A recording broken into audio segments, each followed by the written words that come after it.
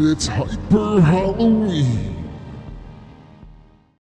You know, for someone that doesn't like zombie movies, I sure do have a lot of favorite zombie movies. I guess I do secretly like them, and in a way I do if they're well made.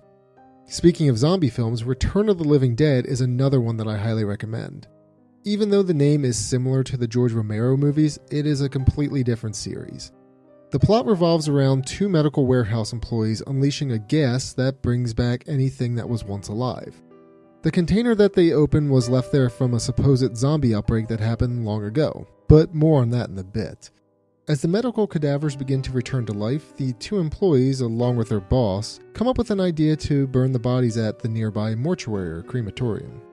Of course, burning the reanimated corpses unleashes more toxic gas into the atmosphere, causing the dead from the cemetery to rise. While all this is happening, a group of punks throw a party at the cemetery while they wait for their friend to get off work. As you can guess, the zombies terrorize the punks and the workers, and all hell breaks loose. Return of the Living Dead is loosely tied to the George Romero films. In fact, John Russo, the director of this film, was one of the creators or writers of The Night of the Living Dead along with George Romero. The two apparently had disputes on how to handle the sequels to The Night of the Living Dead, which led them to split off into two different directions and make two different series.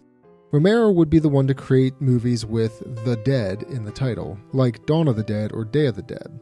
Russo would use The Living Dead in the title, like Return of the Living Dead. So when I referred to a zombie outbreak earlier on, it was actually a reference to Night of the Living Dead.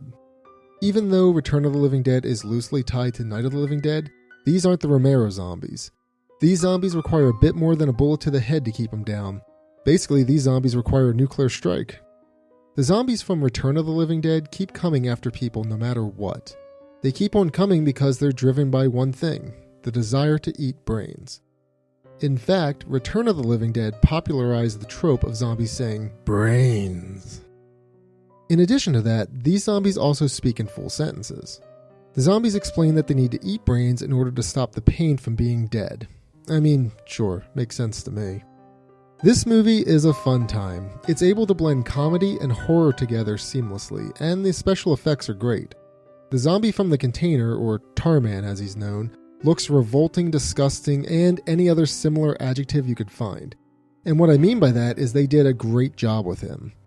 Return of the Living Dead spawned several sequels and is also considered a cult classic.